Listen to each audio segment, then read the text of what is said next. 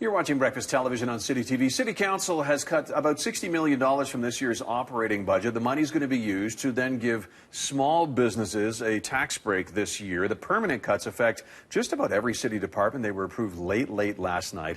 Ward 1 Councillor Ward Sutherland, kind enough to come in and join us to talk about this. 11:30-ish, the decision you were saying last night. Okay, well, thank you for coming and joining us so early this morning. And I guess off the top, so which are the biggest departments to be cut here the most? I know police, fire, and transit are the big three, right? Yeah, when you take those three departments, they're actually 50% of the entire budget. So they should have the largest cuts.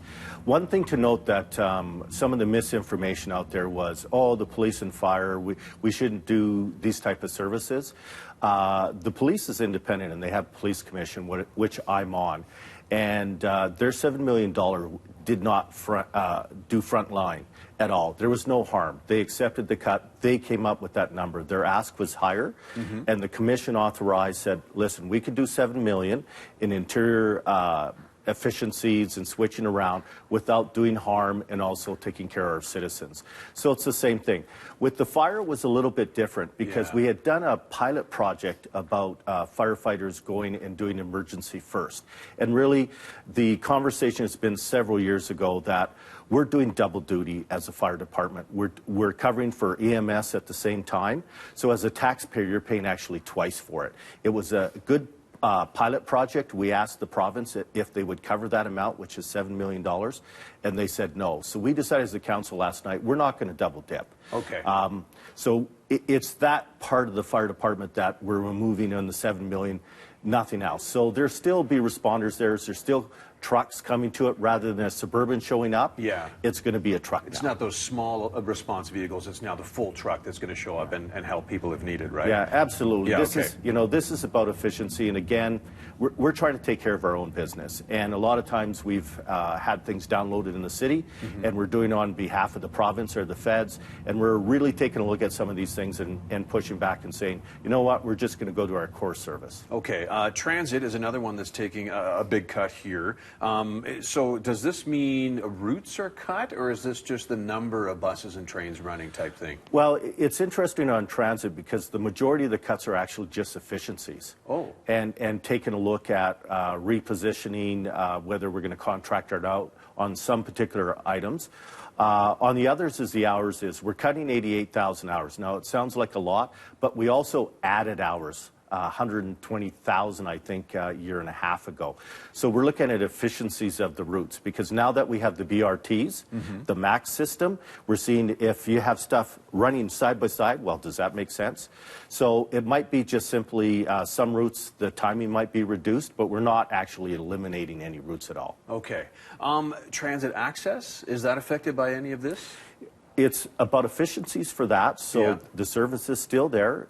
Nothing really changes. It's about how it's structured and the background of how it's running for efficiencies. Okay. So 48, give or take, departments in the city affected by the overall budget cuts, the operating budget. How many positions, people are going to be losing their job? So overall, the positions, it's kind of strange, is there's 233 positions that will be eliminated, but a lot of them are not filled right now, so they're just not going to happen. So the overall number is 115 positions over the span of all those different departments, and they'll happen within the next couple of weeks. To put it in context, we have over 13,000 employees. Okay. Okay. Now, when we have the $60 million, give or take, in operating budget cuts, and then it's right on the heels, of course, of the Arena Event Center announcement earlier this week with a vote coming up next week. If people are saying, why are you giving and taking away, I mean, what would be your response to people then? Well, just like any company in this economic time, what they normally do is they reduce their operating budget and they continue to invest. So we're committed to reducing the size of government and we're doing a long-term investment. The event center is part of the Rivers District. So we just approved last year was the Tier 1 Convention Center, BMO, which is, we got money from different orders of government. So this is actually the catalyst of creating the whole Rivers District. It's a long-term investment where we're going to get our money back.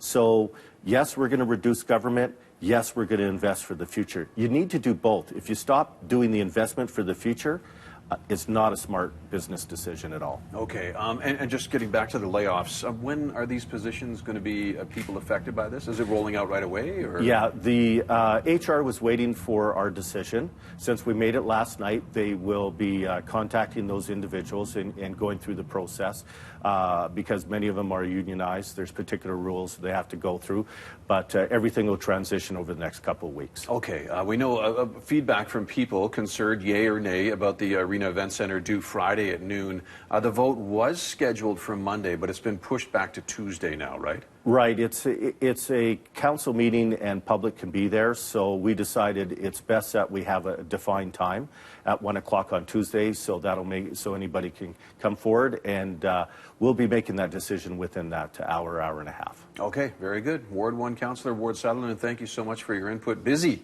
You're very welcome. Council is very, very busy right now. That's for sure. Thank you so much for your time. I know you were working late last night. Andy, what's the forecast look like?